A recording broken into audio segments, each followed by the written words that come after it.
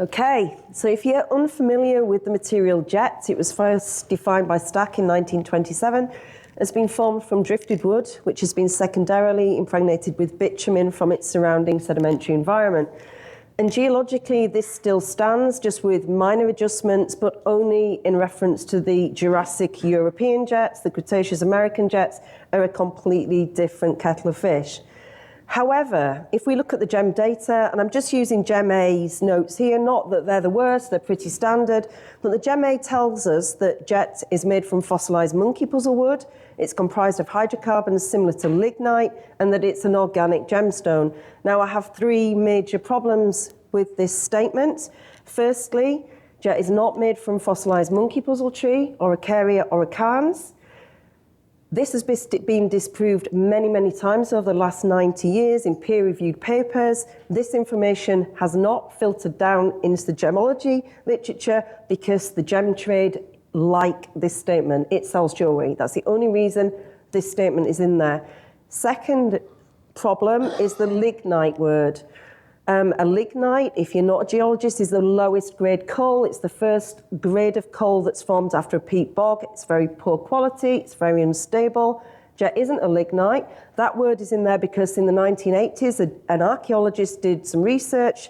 They thought jet was a lignite. The paper was never published, wasn't accepted by the archaeological community because it's incorrect, and yet that term has appeared in the gemological data. Also, I have a problem with the term organic, and I'm going to explain why. I don't believe jet's an organic. I would like it taken out of the group. In fact, there's only two words in that statement I do like, and that's hydrocarbon and gemstone. Now, the problem with these sorts of definitions with jet is it leads to this, and these are what I call nonsensical gemological values from a jet perspective. So you will see hardness quoted for jet. Jet is technically a fuel-grade coal. Geologically, we can't measure hardnesses on coal because they're not homogeneous materials. You should never see a hardness quoted for a coal. We also have vague lusters, so I think Gem A tells us that the luster of jet is somewhere between dull waxy to bright vitreous. Can anybody think of any gem species that has that range of lusters? It's nonsense. Also, specific gravity. Some jet materials are porous. We can't measure specific gravity using a water method on a porous material. Refractive index and reflectance. I'm going to cover these two together because we shouldn't see these quoted either, because jet is the best example of any material on Earth that exhibits a phenomenon known as reflectance suppression or reflectance impedance. It means that it will test much lower for reflectance and RI than it actually is. In fact, the whole term in reflectance impedance was formed because it was discovered in jet. So the GEM A should not be quoting these. In reality, jet is probably over the limit on the refractometer. And we also have these vague stabilities that say, poor stability, and emergency care instructions that basically say, don't get it wet, don't dry it, don't heat it, don't spray anything on it, basically don't wear it, it's so bad.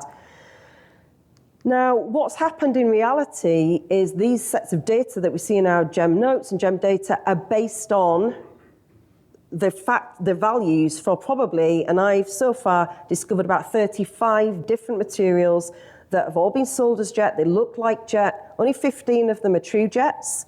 But if we take these materials as a whole and come up with a set of data, we will see essentially what's in the GEM teaching notes.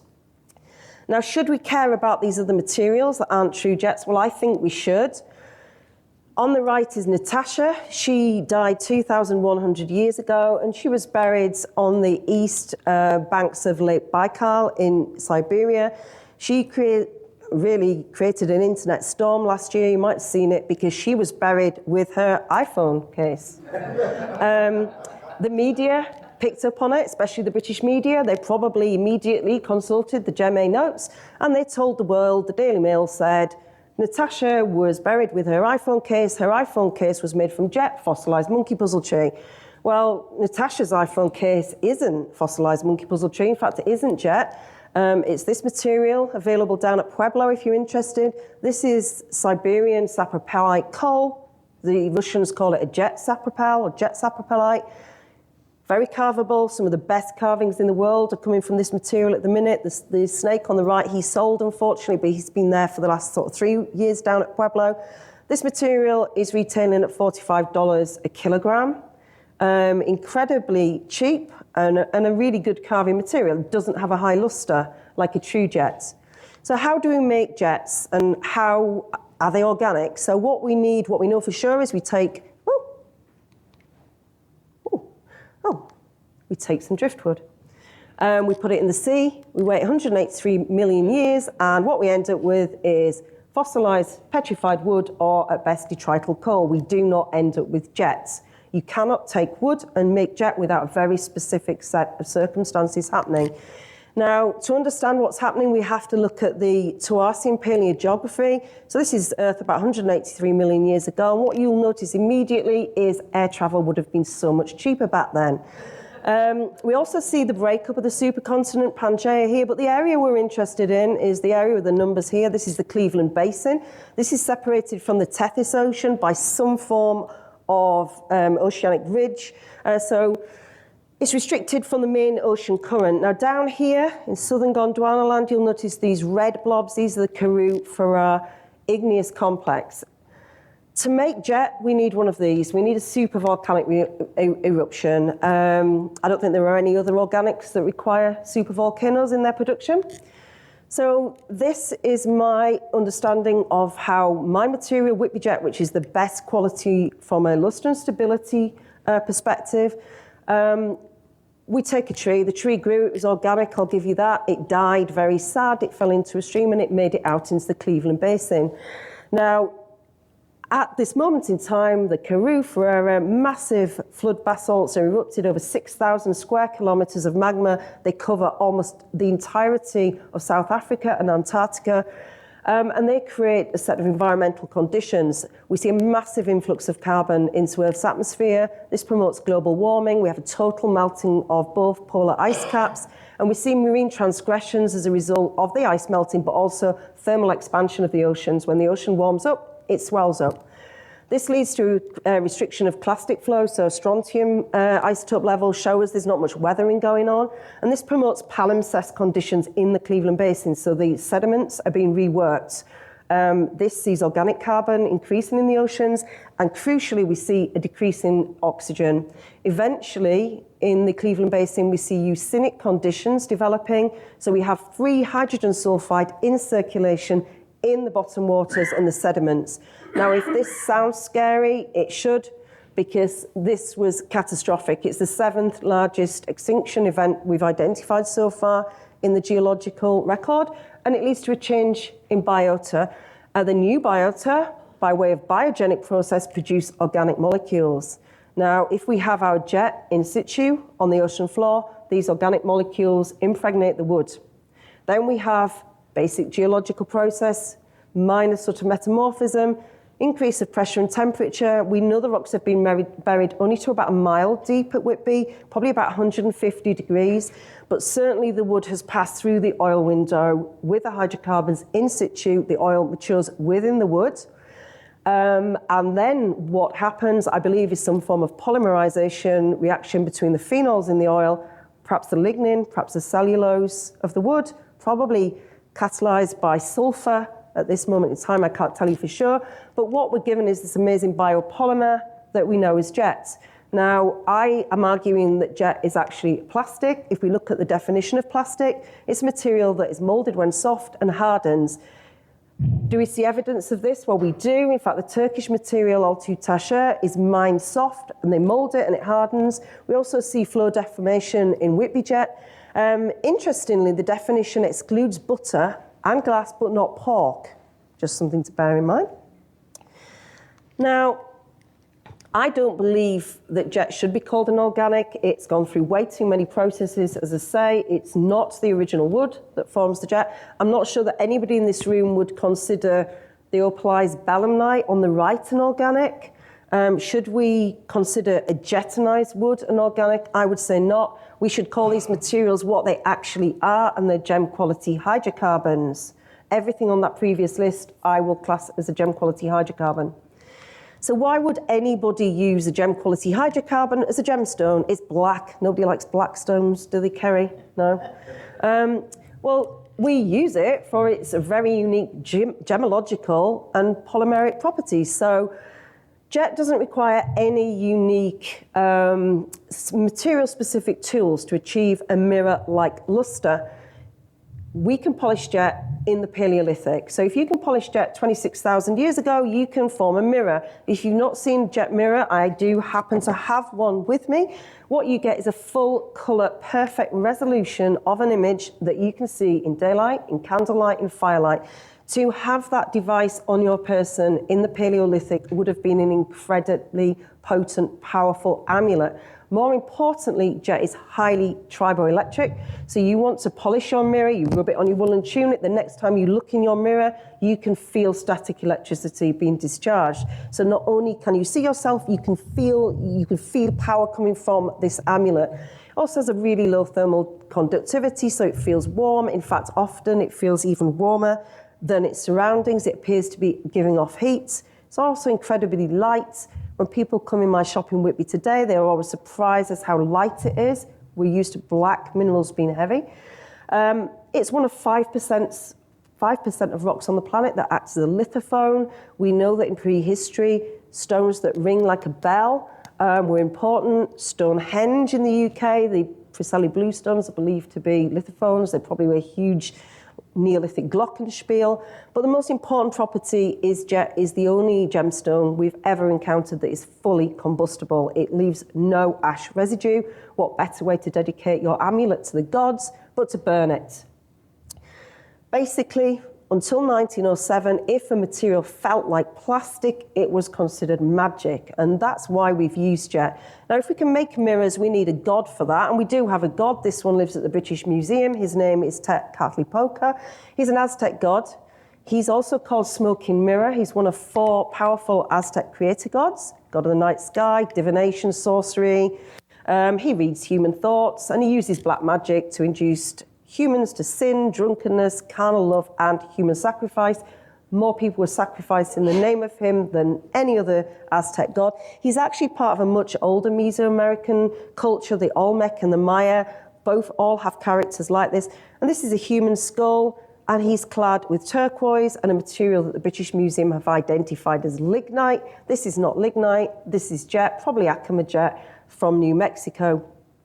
There's 2 jet and turquoise gods also at Pueblo if anybody wanted to purchase one, so we're still making them today. I'm just going to really quickly look at the history of jet from a jewelry perspective. I've got about 5 minutes to do 26,000 years, so it's going to be fast. On the left, we have the Petersfels hedgehog. This is a Solutrean artifact. It has a brand new recalibrated radiocarbon date of 26,000 BC. The Paleolithic is really archaeologically categorized as a period where people could only shape stone by percussion. I would argue that this is cut, shaped, and polished. And more than that, it's actually clearly the first Pandora bead. Moving forward 10,000 years, this is the Venus of Neuschantal. This is a Swiss find dedicated to the cult of Venus, Magdalenian culture, another great European Ice Age culture. Now, the British Isles are still under the ice sheet at this period, but when the ice finally retreats for the last time, the last ice age, we see these. These are Neolithic monster beads. This assemblage was in a grave from Aberdeenshire, right in the north of Scotland.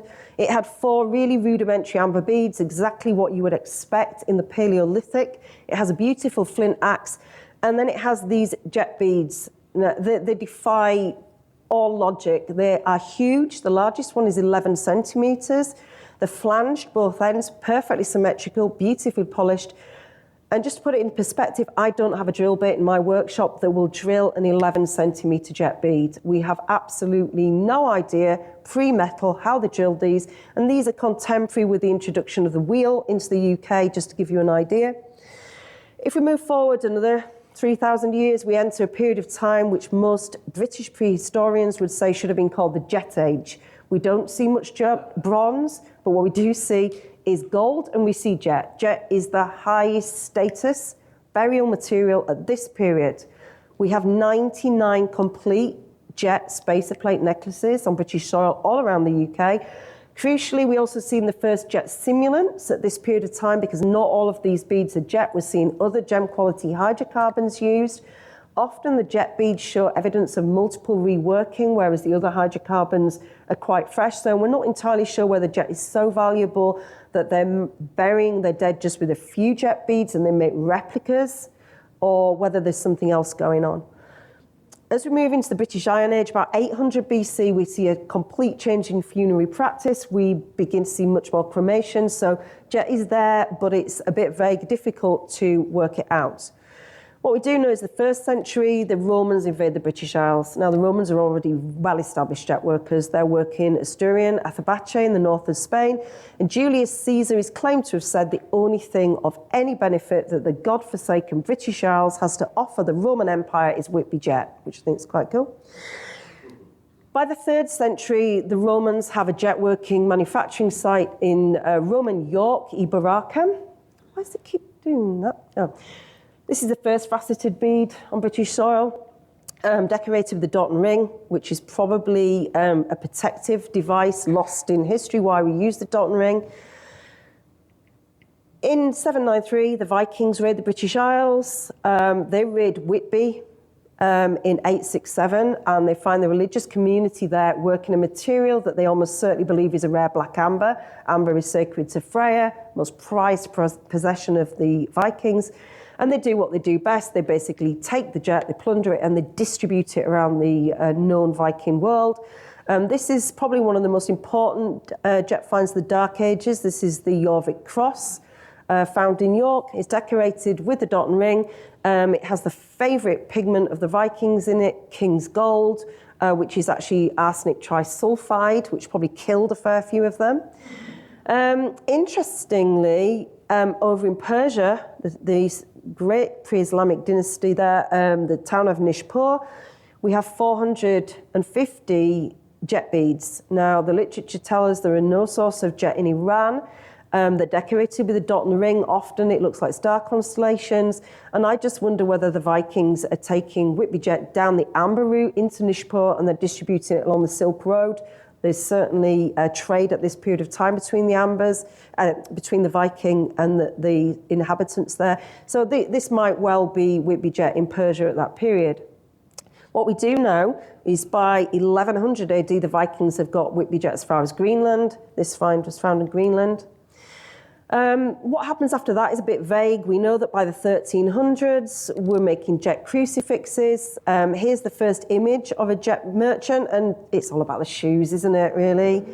Over in Whitby, however, Christianity never really takes hold. We never have more than a thin veil of Christianity in our neck of the woods.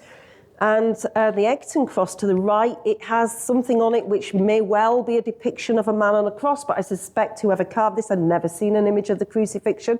And weirdly, he seems to have included a couple of cricket stumps down at the bottom there, which were never actually documented in the Bible, but hey, who knows? Over on the far right is the most powerful protective device probably on the planet with jet today. This is the Castilian magic belt. 12th century textiles, 10th century Islamic coins, but with 15th century, 16th century carved jet skull chains in Asturian jet, Spanish jet, with a magic conker, horse chestnut conker, crystal skull, and a higa. Now, the higa is a fist with a thumb between the first two fingers, and this is a traditional pagan symbol of fertility. Initially, this was adopted by the Catholic Church and then completely banned for obscenity. Now, this is a project I'm working on at the minute because in early 1600s, 1607, a group of Brits, disillusioned with the government, got on a boat and they went to the New World. They landed in Virginia and they decided to set up a settlement, Fort James. Now, there's a problem with building a house anywhere in the world. Mainly, you need openings. You need a door and you need a chimney. If you've got a chimney, there's a high likelihood that if a witch is flying overhead, she's going to smell you. Now, it seems that there was a big problem with witches in Jamestown at this period of time. They document screams and howls in the woods. They were absolutely terrified, but luckily they had taken some protective equipment with them. So at Jamestown at this site, we found witch bottles. So you would take a bottle and you would put some urine in it, you would cut your toenails, you'd stick some pubic hair in there. You've got to put really smelly things in. You need some bent iron nails, that's really important. You seal it up and then you bury your witch bottle. You bury it in the threshold of your door and under the hearth. When the witch flies overhead, she's going to smell you, she will come down the chimney, she'll think you're in the bottle, she'll go in the bottle, and then for some unknown reason, she can't get back out. Now, I believe they took something else with them. They took with them 6 of these. These were discovered about 150 years ago. They were believed to be Jesuit crucifixes. Nobody could understand why Spanish devices were in the first British settlement in America. I don't believe these are Spanish. I believe these are Whitby jet witch charms. The hole drilled front to back, exactly the same as the Jorvik cross, exactly the same as the Egton cross. These are magical charms for protection of dwellings. So it's likely that every building here in America in that first encampment would have had one of these nailed to the door and on the hearth to prevent witches entering. Now, there was something absolutely terrible in the woods around Jamestown. They were completely right. If you're slightly of a nervous disposition, look away now. Yes, in the woods, there were Disney princesses. How absolutely horrific. We all know what happens. Of course, Pocahontas marries John Smith, happily ever after. But I do like the idea that Pocahontas would have been aware of these witch charms. Now, I have a problem as an archaeogemologist because everything I find in the archaeological record suggests that this material is used for a very certain set of practices, essentially jet culture. We do protective things with it. However, since 400 BC, the Greek philosophers and other people have been writing about this material, and these are just 3 examples I particularly like. Pliny the Elder tells us, fumes of jet when burnt keep serpents at a distance, they dispel hysterical affections in women, and the magicians use it in a practice of what they called axiomancy. If you're not familiar with axiomancy, it's divination by axes. A 12th century lapidary, really early European one, tells us that a man upon exposure to jet fumes is knocked to the ground with violence, and stained by his own foam, wriggling in all directions, he wallows on the ground, and the horned goddess delights in her heart when she sees men suffering these ills. I've not tried this one yet. It is on the list of ones to try. And then another 15th century lapidary tells us to take a naked woman in a bath, put powder of the stone in the bath. If she's a virgin, she will not move far. If not, she's going to stand up, drop dead from shame. Bit of a double-edged sword, that one. So we also have early images. This was drawn in 512 in Constantinople. It's in the Vienna Codex. It's in an appendix looking at the treatments of bites. And it tells us that we use gagate to mix it with marrow of stag to protect us from snake bites.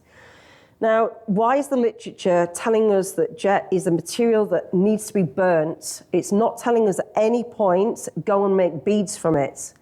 The only things we do see are amulets, and they are for one purpose and one purpose alone. They're to protect us from evil, particularly the evil eye. Now, the evil eye has been a big problem for years. Proverbs 23:6, eat thou not the bread of him that hath the evil eye, neither desire thou his dainty meats. Now that is a warning to us. Mohammed says that even the eye can put a man in the grave or a camel in the pot. And we're told that there's a range of maladies that the evil eye will cause: loss of appetite, excessive yawning, hiccups, vomiting, the list goes on. And we've all experienced somebody giving us an evil look, and it's something you can actually feel. So all of these jet amulets that we've seen are for protection against the evil eye. Now, there are a group of people on Earth today that still work jet in the way that we in Europe would have worked it in the Neolithic, and they're the Yanomami people of the Venezuelan and Amazonian rainforest. Via my Venezuelan colleagues, I've been able to ask their shamans some questions. Why do they use jet today? Which they do, and they tell us 3 things. They tell me that they use it for hunting magic. They believe they can put the spirit of an animal into jet in the same way as the Zuni do with jet fetishes, and they will carve the item and they will take the animal with them to bring them luck in hunting. They also tell me that jet is protective against snake bites. They wear an amulet, not that they fear the serpent, they point out, they just fear the bite. And they also tell us they have a really high child mortality rate, so they burn jet in the longhouse to remove sorrow from the environment. So the Yanomami are telling us essentially what the Greek philosophers and the Roman philosophers are telling us: this is what we do with jet. That's not our view of it today. And part of this is because in 1831, the unthinkable happened. The British government took control of the jet industry. They issued a decree. George IV died. Nobody liked George IV, but that didn't matter. They created a curfew on the British population. It was a control really on capitalism. The aristocracy were concerned that commoners were able to create wealth. So they invented this concept of mourning. They told us what we could do, where we could go, how often we would go to church and pray. And they said unequivocally that the ornament shall be jet. Now, in 1831, that meant one thing, Whitby jet. In Whitby, we couldn't believe our luck. We went from 2 poxy shops to 200 factories in the space of about 2 years. Now, the Victorians were still aware of the pagan beliefs surrounding jet. They make jet serpents. I have one here, have a look. And they also invented an encoded communication system in jets, the language of flowers, florography, and jet conveys this better than any other gemstone on Earth. So just 3 here. We have convolvulus, eternal sleep on the left, the acorn for immortality in the middle, and then lily of the valley for return of hope. The Victorians would have been well versed in the meaning of these devices. Now, I haven't got time to talk about all the Victorian wonders that they were able to create over a 75-year boom, but this is described as the crowning triumph of the Victorian age. It's the John Sherwood chess table. He started it for Queen Victoria's Diamond Jubilee. It took him 4 years rather than the 2 he expected. So Her Majesty didn't receive it, and it's now in Whitby Museum. But the carving is exquisite. It's by far better than anything I've seen in any other lapidary museum collection around the world. Well worth a visit to Whitby just to look at our Victorian lapidary. Now, the volume of jet we had to create, really we can't even imagine today how much jet was being formed. But we do know we opened 300 mines. 100 of them were coastal. They flood twice a day. I can't think of any other gem industry that has mines that flood twice a day. They're below the high water line, so they would have to dig the mines out every day when they returned. We also have extensive Victorian abandoned mines that have only really been rediscovered in the last 3 or 4 years that really are turning on the head everything we thought about jet mining. Some of these mines are 8 miles long. Now, we ran out of jet, we panicked, and we made 2 big decisions. First of all, we imported 20 tons of Spanish jet from Spain. Now, the Spanish have really good quality jet. They didn't sell us that. What they sold us was absolutely appalling. But because we'd paid for it, we decided we were going to use it anyway. It wasn't stable. It wasn't durable in our northern damp climate. Spanish jet also has a high pyrite content, so it suffered pyrite decay. It started to bring the industry into disrepute. Also, we looked for simulants. Initially, we looked at true organics. So this one at the bottom here, dyed pressed horn, really good simulant of jet. Up at the top, we've got shellac, the excretion of the female lac beetle mixed with the filler, usually misidentified as gutta percha. It isn't, it's shellac. Also, Charles Goodyear vulcanized rubber, and he patented this material vulcanite, another very good jet simulant. This one, Cassian formaldehyde, invented by a cat. Really good modern plastic made from milk, retailed as galalith or lactolith. And this one here on the right, Charles Lepage patented this. It's Bois d'Urcy. It's made from blood. So these are all semi-synthetic biopolymers. Then Alexander Parkes, following an accident with a burning tea towel and a bucket of nitric acid. History doesn't actually explain how that sort of accident can happen. But anyway, he dropped a burning tea towel into nitric acid and invented this, cellulose nitrate. All of these really, really good jet simulants. They're very widely seen. But in 1907, something remarkable happened. This gentleman, Leo Baekeland, invented phenol formaldehyde. This is classed as the first man-made plastic. He told us that Bakelite was perfect, miraculous, homogeneous. He'd created a new substance under the sun. He'd improved on nature, and he threatened to transcend it. I think he was a narcissist. General Electric tells us animal kingdom, animal, vegetable, or mineral. Maybe this belongs in a kingdom all its own. We as a species have entered the 4th kingdom, the kingdom of plastics. And Edward E. Slosson tells us that the coal, the scrap heap of the vegetable kingdom, gave us phenols, a base material, transmute it into an amazing substance. It's pure alchemy. But of course, we already have a material that's based phenols that have been transmuted into plastic, essentially the very material they're trying to emulate. We have jets. There was a problem with Bakelite, and I just want to show you this film. Born in a chemist's test tube into the fourth kingdom of primary substances, resinoid plastics grew up and were made useful in these extensive research laboratories of the Bakelite Corporation. And here, too, they are multiplied and adapted to the future needs of every industry on Earth. Their limitless applications can be measured only by the sign for infinity, and that's the symbolic trademark of Bakelite products.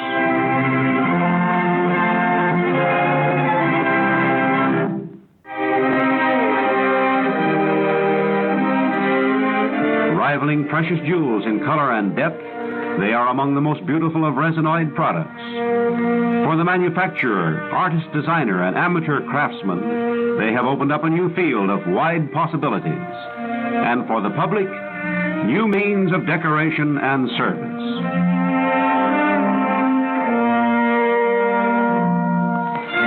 This jet necklace, madam, is Bakelite resinoid. We consider it equal, if not better than the natural mineral. It's beautiful, and how light, and so smooth and warm to the touch. But will it keep its fine appearance? Yes, permanently. As a matter of fact, Bakelite jewelry has many advantages over glass, porcelain, and natural stones. To start with, it's flawless. Then, too, it is strong and hard without being fragile. People in Whitby often ask why the Victorian jet workers did not adapt with the times. Why did they not adopt Art Nouveau, and especially Art Deco, because we could have done it. The problem was the world fell in love with Bakelite, and the Bakelite Corporation retailed black Bakelite as jet till at least 1944. We couldn't compete with it. It was quick, moldable, easily available. As they say on the advert, it's flawless. The jet industry collapsed catastrophically almost overnight. We had a material that everybody had wanted it, everybody had to wear it. And we have a saying in Whitby that morning caused the jet boom and morning killed it. And we have some reports from the Times. The Lady magazine tells us that jet is now a funereal fetish of fickle fashion. That's poor recognition for the greatest gemstone trend the world has ever seen. The Scarborough Gazette, a newspaper near to Whitby, tells us surely no modern manufacturer of trumpery ever rivaled this, meaning jet, in its ugliness. And we're also told with the refinery of cruelty, some workers embed ammonites in it. You may even have a card tray of the inconsequential material with the classic features of Victor Emmanuel staring at you from the bottom. So the material became vulgar, nobody wanted it anymore. The Whitby manufacturers tried their best to protect themselves. They told the public, well, we made a mistake. We imported a load of Spanish stuff. We've invented plastic accidentally. You know, true jet is really, really good. And some of them adopted kite marks. Of course, there isn't a kite mark for jet. This is a ceramic kite mark on a Victorian Whitby jet piece. There were also court cases. But the judge was unable to identify jet from its simulants, and he ruled that to sell a material as jet, it must be made from a jet-like material, and he only excluded glass and japanned metal. Now, not all jets were created equally, and this will affect the value. So to give valuation to jet, we've got to be able to identify it. So on the left here, we have 4 seemingly very similar black beads. At the bottom, Bakelite resin, of cast phenolic, more correctly. These are quite collectible. It's probably going to be worth $200, perhaps on a good day, this bottom string. The next string up, this is reconstituted jet from the Georgian Republic. Sibjo will tell you there is no reconstituted jet on the market. That is not true, there is. These retail at $20. The string above those, they're available from a dealer in Sweets. This is Mongolian jet, and they are cut to emulate Victorian antique faceted jet and also Native American jet strings, $9. And then at the top, Victorian, 1860 to 1880, best quality Whitby jet. This is going to retail anywhere upwards of $1,000. So it's really important that we can identify these materials. So what are we going to use? Well, the jet workers of the world use visual identification techniques. So we need observation. Black gemstone identification is one of the biggest challenges probably of 21st century gemology, because we are totally reliant on information coming from the centre of the stone.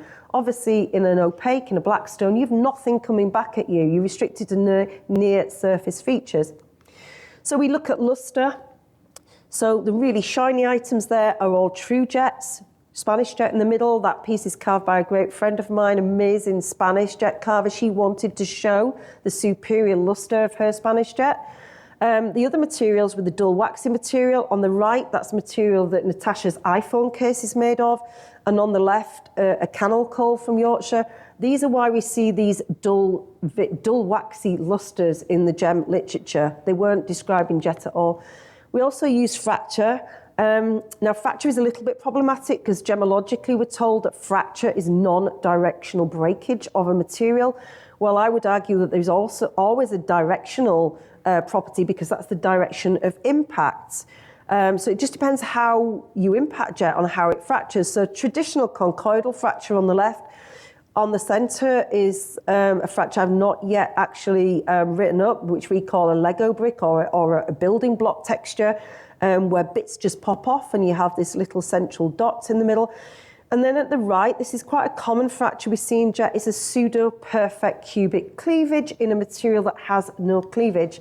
Geologically, at the minute, we can't explain the mechanism for this fracture. Some period in jet's history, it was able to break with a 90-degree fracture. They look like almost sawn floorboards.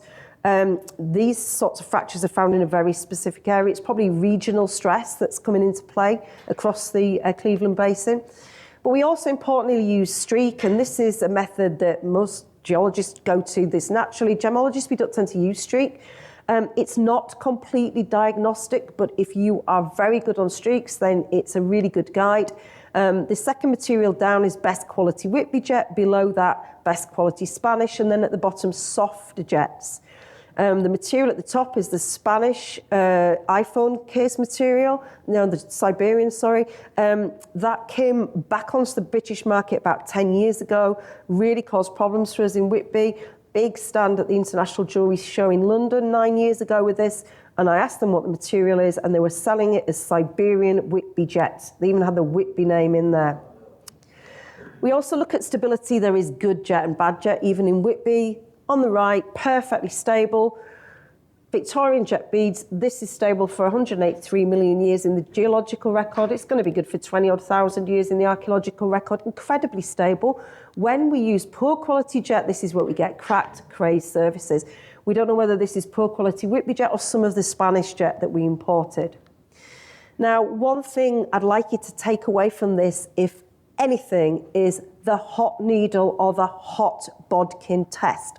Now, this is all over the internet, it's all over the gem notes. Even GIA say if you can't separate jet by any other means, a hot point produces an odour like burning coal or oil. Now, I'm an expert on burning jet, I burn it all the time. I can't distinguish between them. As you'll see on the right, you take your hot needle and essentially you burn a great big hole. This is amber. Now, there's a problem with this. It's a method invented by a lunatic. If you need to set fire to any gemstone or any piece of jewellery to evaluate it, you're in the wrong job. Guess what? Because all burning hydrocarbons smell like burning hydrocarbons. Who can differentiate between an anthracite and a lignite? No, of course we can't. But more importantly, and this is why GEMA are now going to take this off their notes, if we look at these three items at the top, one's jet, one's pressed horn, one is celluloid. One of these, if you put a hot needle into it, it's going to blow your hand off, because celluloid is the or nitrocellulose, as it's also known, primary ingredient of gunpowder. We really shouldn't be telling our students to put a hot flame near anything that is going to blow your hand off, because I guess GIA and GEMA are not covered for incendiary explosions. So I'm hoping that that is going to be taken off all the literature everywhere. Now, about 9 years ago, I approached the GEMA. I'm a geologist. I'm a very reluctant gemologist because I don't like coloured, transparent things. I asked James Riley, who was the CEO at the time, why is the gem data so poor on jet? Up in Whitby, we're really struggling. Our market is flooded with simulants. There's nothing we can do to protect ourselves. He said, do the Gem A course and then go away and find a unique spectrum. So I did that.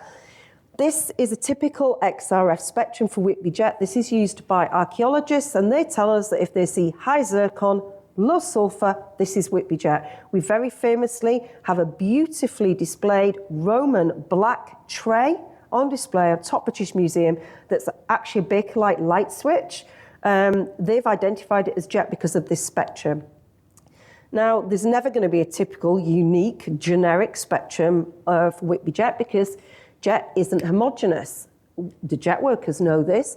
But it's taken some really quite advanced gem testing methods to establish this. So I'm having to look at methods that really are outside the normal go-to methods because everything in jet is above sodium on the periodic table. Everything's light. So most of our methods aren't broad enough spectrum. So one of the methods we've been using is ion beam analysis. So we're using two methods, PIXI, which is proton-induced X-ray emission spectroscopy, very similar to XRF. We expel an electron from an inner energy level. As it falls back, it emits energy in the form of X-ray, which gives us a spectrum. But we're also using PIGI, which is proton-induced gamma emission spectroscopy.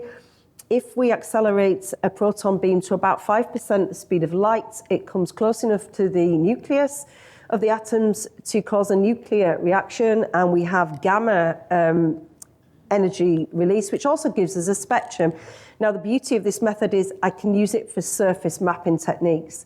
Here, we're plotting iron against, what have I got there? I don't know, it's probably titanium. Also, sulfur is generally in yellow.